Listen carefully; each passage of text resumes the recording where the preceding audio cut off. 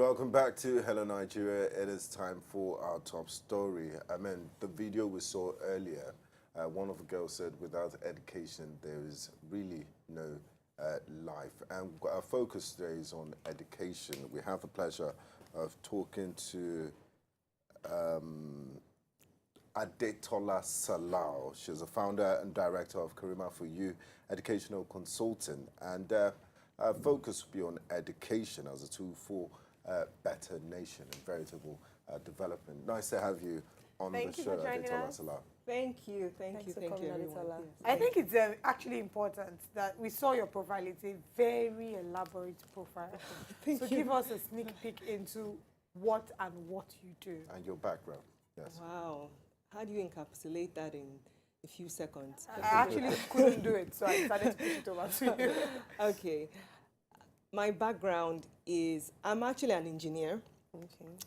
But I have a passion for education. And I taught a couple of years when I was in the States, in different states.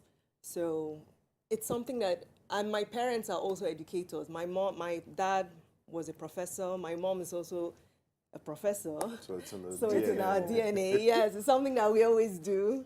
And with that mindset and that background, I've always been very intellectual and very academic in my thinking. But beyond that, when you grow up in that environment, you really get to appreciate what it means in all its spheres. But as you said, let me quickly encapsulate what I'm trying to do. What I'm trying to do in Nigeria, what I'm trying to do with our schools, is for us to get our schools to the point where they are future ready, where our students are able to compete with people across the world. Because you see, before it used to be you have to go abroad to compete with everyone, but everyone is also coming here now. I mean, Mark Zuckerberg was in Yaba. Thank you. Is that in my backyard? So you're competing with people everywhere. They're coming from everywhere. You have to have the prerequisite skills. You have to be able to, not just the academic skills, soft skills, all the other competencies to compete with them properly. So we need to get our schools to that point, infrastructure-wise, curriculum ready, the teachers, the work is great. So tell us, in your work in education, what have you identified as the main challenges? Let's talk about basic education, for instance, because we know that education is so wide, and at different levels, there are different main challenges that they have. Basic education-wise, going on to secondary education and then tertiary education. What do you think are some of the main challenges in these different steps of education? Let's start with the foundation, because once you miss the foundation, it's basically... I have identified two main factors, that once we deal with those two, we're really going to knock down a lot of the other things. And number one comes down to the teachers. A teacher cannot give what they don't have. So if we don't train our teachers adequately, it's not going to happen. So that's the first one. Then the second one is our students. The mindset of our students. We need to work on that. We need to get them to the point where they don't just see the way we view education now is just a means to an end. Just get a certificate. No, it's beyond that. You go there, I like to look at education as it's the foundation of everything else. That a man without education is like, you don't even have a foundation. So for our students to have that mindset where they're able to understand that it's not just me learning math and what am I using it for? What am I going to use it for in the future? What am I using it for now? What problems am I going to be able to solve? How does it translate? How is it relevant in the real world? That's key for our students. So those two things, once we're able to train our teachers properly, and we're also able to work with our students on improving their mindsets towards learning, being more engaged, being more... just transforming the way they think about it, it will make a huge difference. Now, you've mentioned how our teachers need to be trained, and I cannot overemphasize the importance of that. What's your take on the current system whereby the National Youth Service Corps has lots of graduates who are not trained teachers being sent out to schools to teach? Do you think it will help our education system, or is it something we should strongly and totally discourage? That one is a toughie. I say it's a toughie because on one hand, it's good for the young ones to give back, because that's what they are doing. They're giving back to the community. And we do need more people teaching. We do need more people helping with us. We don't have enough teachers, by the way. Deficit. Yes, we don't have enough teachers. And then there's a passion that they have and an energy. And when the students tap into that when they're teaching, it really helps. And that they're able to use that later on in their lives to translate to other things. That's the corpus. But on the other hand, my worry is that, just like you correctly highlighted, they are not trained.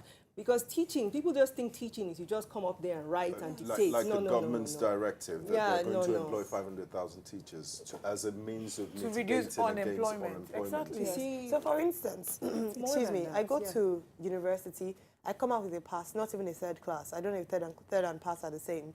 And It's then, the but same. it's the same, okay. So I go to, it's time for me to do my NYSC. Now, I'm not sure if they check my certificate to see even if I know what I went to school to study. Oh, you studied computer. My people need computer. And yet, you barely made it out of university. Do you understand? So these are some of the things, like Olive mentioned, when it comes to NYSC, that we must start to look at. It's not just about giving people a job or letting people give back. They can give back in various ways. How about infrastructure, though? Oh, So in terms of the infrastructure government is- providing buildings, facilities, a conducive learning environment for children to learn. UNESCO recommends 26% of a country's annual budget should be set aside for education. Nigeria is very far from it. It's still in the single digits. Education, to some, might be expensive. I mean, a man just passed on last week in Fidel Castro. He Of has course. about 98% Yes, literacy yeah. rate in Cuba. Yes. Achieved that.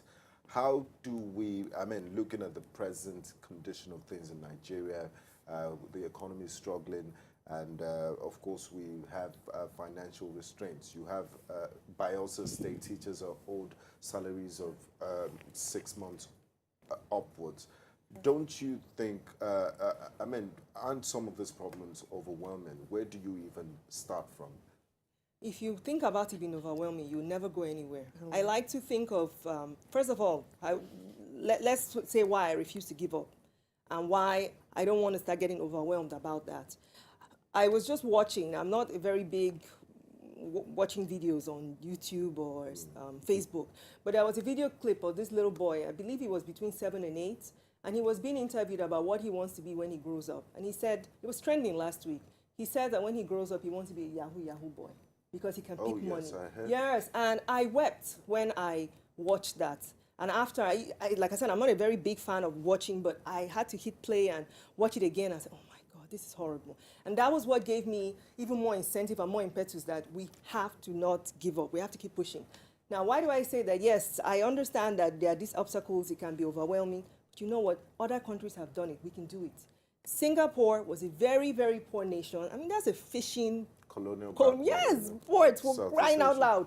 But they had a leader who had a vision that, you know what, we don't have any natural resources, we don't have anything. So, you know, we're going to have to pick ourselves by the bootstraps and get somewhere. So he had to put money aside to revitalize their educational system. I believe it was all the way to secondary school that he made free for the students. And then he also invested a lot in teacher training, which is what we're just talking about, teacher training. And he also spent money on infrastructure. And it has paid off. Manufacturing, they're there. So you can never go wrong with an investment in education. No, you can never go wrong. It's something that constantly pays off. For generations. Yes, for generations. Okay, look, I'm talking about Cuba. Cuba now is like the medical, everybody wants to go to medical school there. Yes. And a lot of the good doctors there, you see them being hired in other places that are medical tourist centers now. Dubai, India, you see them all over the place. I like how you mentioned the fact that Cuba is now an attraction to the world because of their level of education. Yes. And what we wanted to actually, I mean, the main focus of our discussion today is education as a tool for development. Now, people just see it as, oh, just send your child to school so he will bring you money. But people forget the larger impact on society of education. So when you put money, like Benga was mentioning earlier on, committing a certain percentage of your budget to education, you're not just helping individual families or people achieve their potential, you're also helping